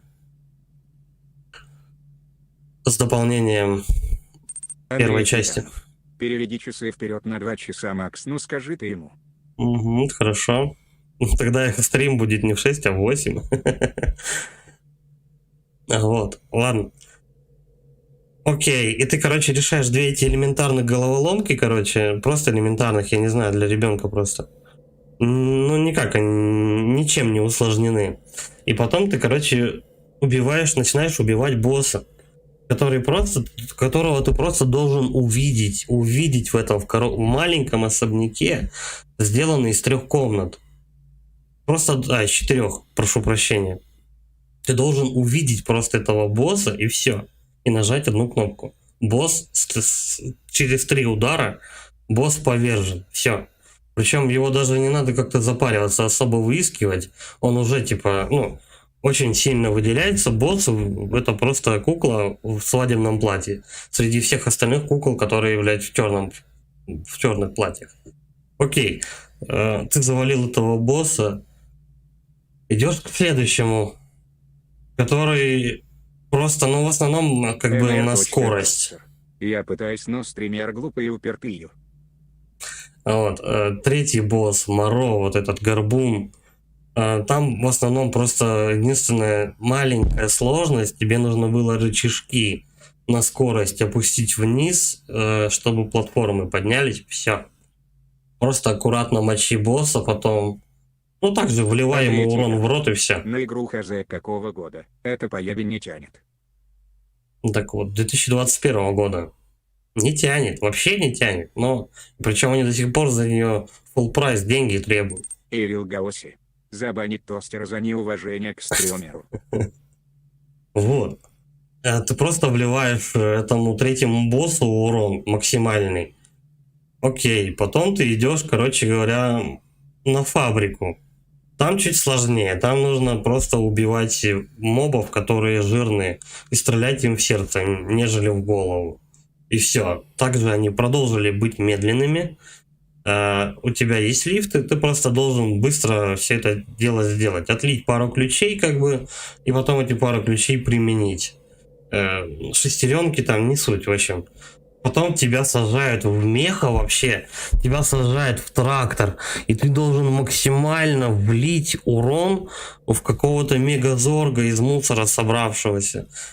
Магнитного вот этого вот Гейзенберга. Все. Ты вливаешь максимальное количество урона. Опять даже ему не по точкам каким-то стрелять надо. Ты просто максимально должен влить у этого босса урон. Какой-то определенный. Причем у тебя даже патроны бесконечные вообще. Ты не должен ни о чем не думать, просто вливать урон максимально. Все, потом приходит последняя вот эта вот Миранда, выдирает тебе сердце, ты начинаешь играть за Криса. Тут они пришивают сюжет 7-й части и поясняют тебе лор с помощью записок. Вы что, дебилы? Записками лор пояснять. Игры года 2021. Записками, Карл. Они даже ролик не стали делать, ничего, просто вот несколько записок, как игра относится к названию Resident Evil и почему Мию, почему вообще эта вся херня управляет, короче говоря, ладно. Вот, и потом все, и потом ты, короче говоря, оказываешься, хлоп, уже ты бьешься снова с Итаном за финального босса, ты оживаешь, ты оказывается то, что ты плесень, тебя толстяк, откуда он даже... Итан сам туда даже не идет, на поле брани, так сказать, с финальным боссом тебя толстяк отвозит, ты, говорит, не будешь уже таким, но ничего страшного, он тебя высаживает со твоего катафалка, и вот буквально через 10 шагов у тебя босс финальный. Всем привет. Здорово, Барт. И через 10 шагов у тебя уже финальный босс, в которого ты опять же должен только влить урон, ты даже не должен думать. Лайк мой прилетел. Спасибо. Ты даже не должен думать, как тактику какую-то искать для босса. Ты просто должен влить в него урон. Бартгамер, поздравляю с финалом. Спасибо, но на самом деле не с чем поздравлять, потому что это уебанская хуйня, короче. Ты просто максимально вливаешь урон в этого финального босса, все, привет. Показывают твою дочку, она выросла и в твоей куртке гоняет, которую там... она нитки не портятся, ничего, ладно, хрен с ним. Которую держит под колпаком. Это зачин еще на 9-ю часть. То есть 9-я будет, ребята, еще хуже. Еще будет жопный, еще более в жопу сюжет залезет. Он там максимально будет отстойный, потому что трилогию нужно завершить, нужно дорассказать историю. А они просто уже в 7-й части так накосячили. Они даже в конце 7-й уже накосячили. Потом они перекатывают свой косяк на начало 8-й части, и потом тебе почти в конце игры объясняют все. А почти всю игру молчат. 80% игры тебе не поясняют, что произошло. Не объясняет, как, зачем, почему ты должен вообще переживать этому персонажу. А если я не играл в 7-ю часть? А если вот я вот себе купил там, я не знаю, только 8-ю? Вот тут есть в бонусах вот это вот дичь, короче. Вот пояснение, где это дерьмо. Костерика видеослики. Вот это вот. А мне понравилась игра. А чем она тебе понравилась? Вот здесь, вот в этом видео, короче, тебе поясняет, почему ты должен пройти еще до этого 7-ю часть. 7-я часть неплохая, там хоть какие-то были загадки, допустим. Там есть какая-то у первого босса, допустим, тактика есть. Ты должен деда пнуть там сначала, туда-сюда, потом распилить его. Тактика хотя бы какая-то. Второй босс, там жука мать вроде. Там и стелс есть, там тупое вливание урона. Но третий босс, там нужно ему по глазам шмалять. Хотя бы нужно додуматься, то что по глазам надо стрелять. Если приходил в предыдущие части серии, то уже знаешь, что тебе именно по глазам надо стрелять. Не куда-то в потолок, не по ногам. Тостер. Там сценарист, как из обзоров Жени Быткомедиана, который вечно обдолбанный. Там, походу, сценарист этот какого. Костерика видеослики.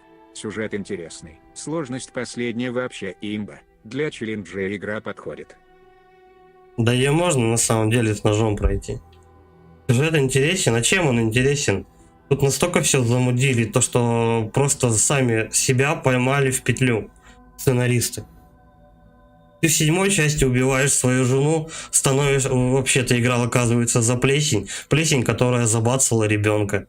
И потом этот человек в виде плесени ходит спасать своего ребенка, который вроде как по колбам находится, но оказывается не по колбам находится. На что упор делали Димитреску с Лили в самом начале. Сюжет как таковой появляется у нас в самом начале, когда убивают якобы твою жену, но хотя это женой не является. И потом в конце ее показывают за 20 минут. У нас сюжет умещается, минут в 30 объяснений. Из 12 часов прохождения. То есть 11 часов 30 минут ты занимаешься шутером. Назови как угодно эту игру, она не будет иметь отношения к Resident Evil. Нам Umbrella показали значок в середине, и в конце я, только кстати, объяснили. Я поняла, как у него жена выжила, он же ее убил в 7 части. Та-дам! Никак. Я ей в брюхо, я помню точно, я ей в брюхо воткнул в монтажку. И она сдохла, рассыпалась в прах. Он такой, сожалею, но ничего, это моя жена. Подумаешь, она подохла. Она, по-моему, еще раньше была мертвая. Он такой, и чё, ладно, проживем. Костерика видеослики. По поводу Димитреску согласен, но боссы интересные и плюс мини-боссы интересные. А чем боссы интересные? Просто банальный влив урона. Костерика видеослики. Она жива в 8 части. А почему она жива, если ты ее убил в 7-й? Вот как? Я монтажку ей в живот воткнул, она развеялась. Ой, в 7-й. Она жива в 7-й части, а как? Если ты ей монтажку в брюхо воткнул. Если это была Эвелина, тогда согласен. А чё они тогда мозги мне полощут? Я говорю то, что если бы просто Итан, допустим, начал жить между 7-й и 8-й частью, начал бы жить с какой-нибудь, я не знаю, неважно, со своей одноклассницей, а с кем угодно просто. И от нее бы заделал ребенка, ничего бы не изменялось. Игру в игре 2 концовки. Я не знаю. По-моему, я видел обе, но не суть. В конце просто у тебя Мия перед экраном не мелькает и все. потом она появляется. Да какая разница, сюжет белыми нитками называется сшит вообще. Это сценарная импотенция, я считаю. Ну вот вообще никак. Боссов в 8 части ты просто обычным вливанием дамага убиваешь. Всех причем. Вообще, не думая ни хрена. Загадки на раз-два решаются. Второй босс кукла, которую ты просто должен найти в комнате. Блять, мы чё, он что, нас стал и за нас держит, я не знаю. Это какой-то пиздец, вот честно.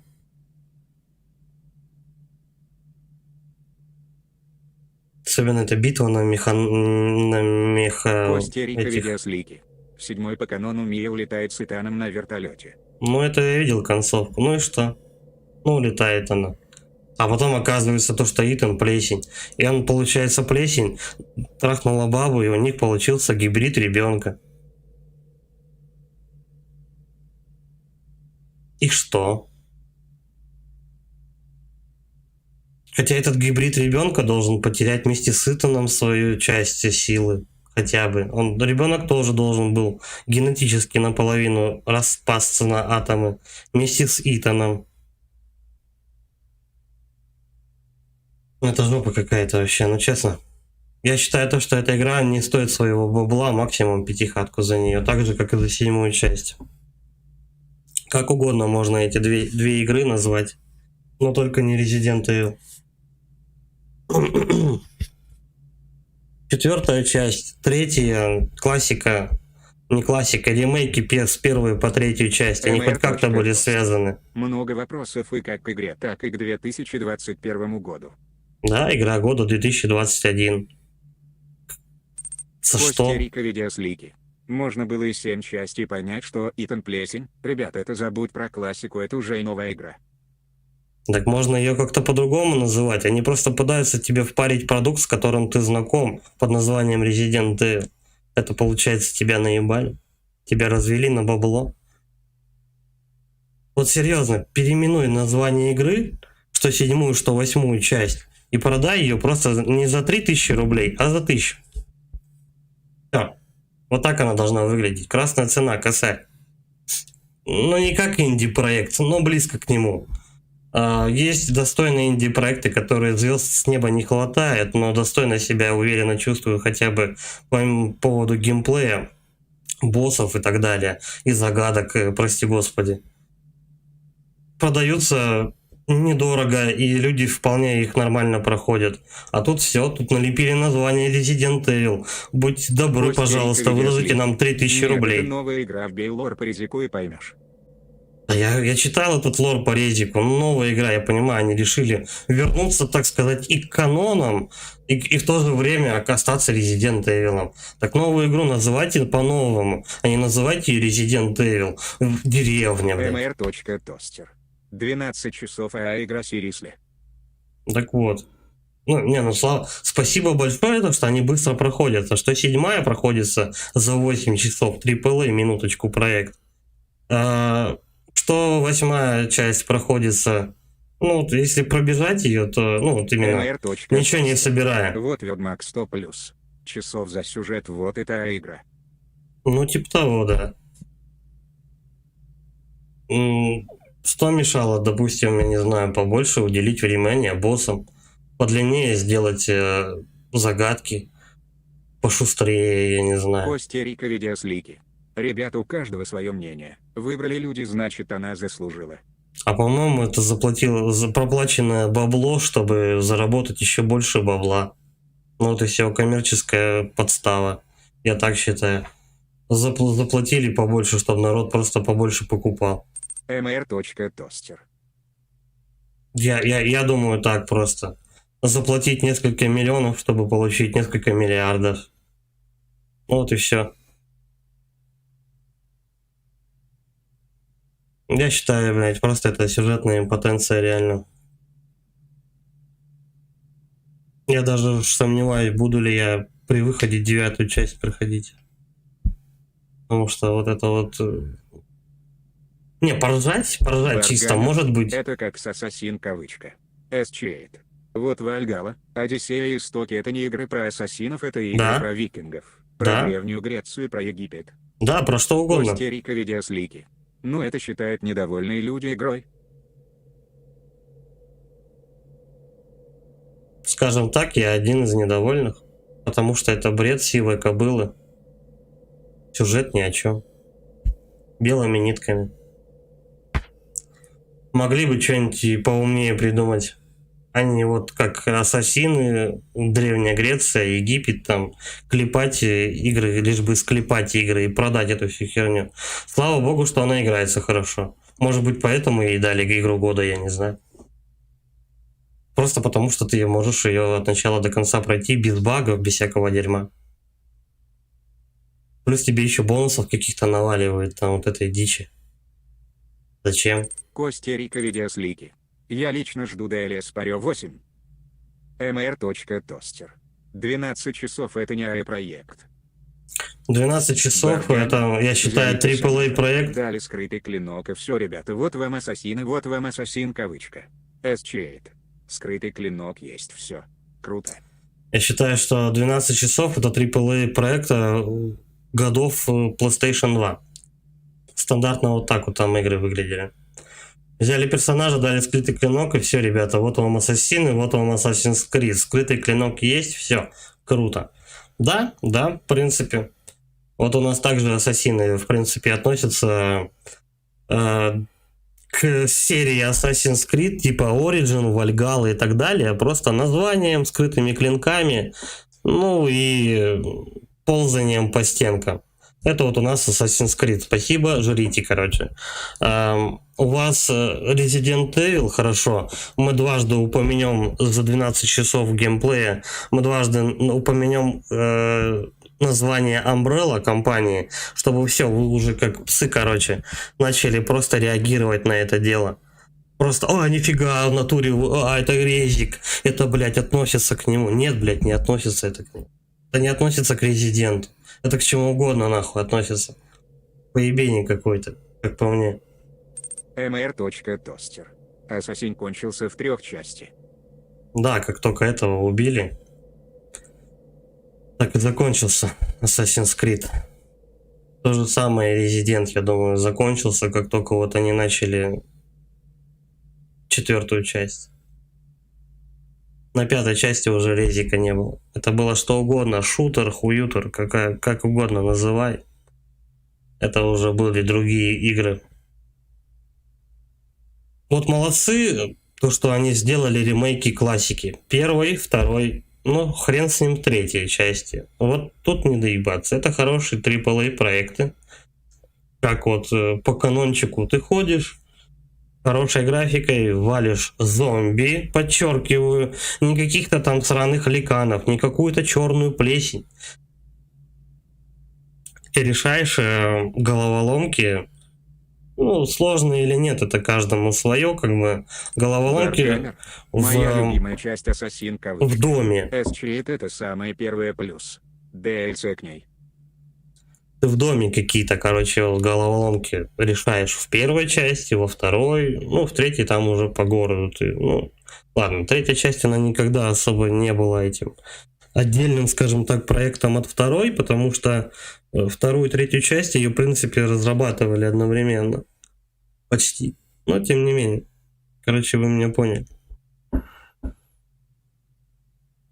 Ты должен был ориентироваться вот в этом доме хорошо, какая дверь у тебя, куда приведет и так далее, как бы.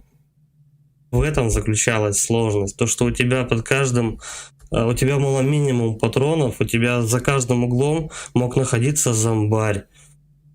На тебя могли напасть, ты очкуешь, потом, но тебе надо туда идти. Тебе нужно выполнить квесты с дверями там. Один ключик тебе нужно применить там-то, второй ключик надо применить там-то, какую-то эмблемку там-то вставить, но ты очкуешь, ходя по этому дому в тишине. Ты начинаешь вспоминать, у тебя мозг работает, хотя бы, чтобы у тебя добраться из одной двери в другую, в искомую дверь, чтобы найти, тебе нужно столько-то коридоров пройти. Ты должен вспоминать, у тебя еще к тому же с сохранениями проблемы, потому что они ограничены. Тут начинается пострелушки, ты просто, блядь, как с миниганом идешь, короче, и вываливаешь каких-то ликанов. Ты убиваешь плесень какую-то, хотя ты сам есть эта плесень. Как, Карл? Как и нахрена? Вот вообще, блядь. И они пытаются это просто все тебе скормить, просто скормить, короче, вот эту дичь, которую они выложили на коленке написанный сценарий минут за 30 от силы. Причем обоих частей сразу. То есть, ну серьезно, вот в чем сценарий можно в 2 предложениях, по идее, в 3 уместить. Мужик идет, спасает бабу, баба оказывается монстром, мужик убивает монстра, баба жива, у них ребенок, бабу убивают, он идет спасать ребенка. Все. Вот так вот это умещается. Потом оказывается то, что ты сам мутант. Нет, это пиздец, это фиаско. Это фиаско нахрен. Ну правда, как угодно можно игру назвать.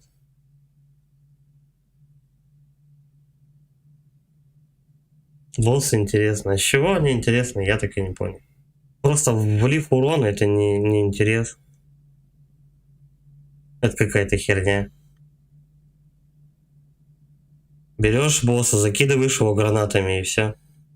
И он ложится. Причем у тебя разницы никакой, что босс Димитреску, что босс Моро, что какие-то подбоссы в виде здоровенного мужика с кувалдой. Ты просто бегаешь от него по кругу и стреляешь ему куда-нибудь. Просто куда-нибудь. Не обязательно именно в башку, в локти там. Значок игры нашел. Да, возможно, это уцененный Resident Evil. Да. Этот, как вы знаешь, там раньше мороженое в стаканчиках, допустим, ну, обычное мороженое в стаканчиках, оно стоило, ну, допустим, 6 рублей. Но если мороженое растаяло, заморозилось заново и деформировалось, то его продавали за 1,5 рубля. Мы такое мороженое... Мы такое мороженое называли трансформерами, короче. Вот эта вот игра называется трансформер такое же. Вот оно перемороженное, вот так вот скрюченное, но до сих пор называется мороженым. Ну, до сих пор называется Resident Evil. Я не знаю, зачем это делать, как бы.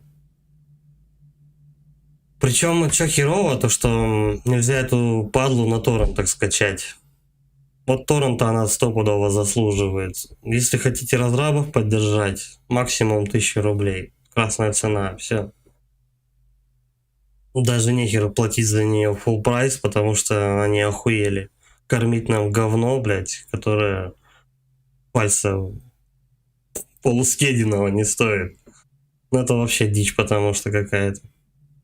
Херово то, что на торрентах нельзя было ее скачать, и там требуют кириллицу или латиницу, не помню. Короче говоря, сохранение со стимом ругаются, поэтому надо другой аккаунт создавать на 10-й винде. Тогда сработает, короче, можно так вот в нее полобать.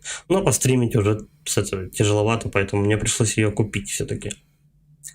Я за нее 1000 рублей отдал. Я не знаю, я сомневаюсь, что там на 1000 рублей играется.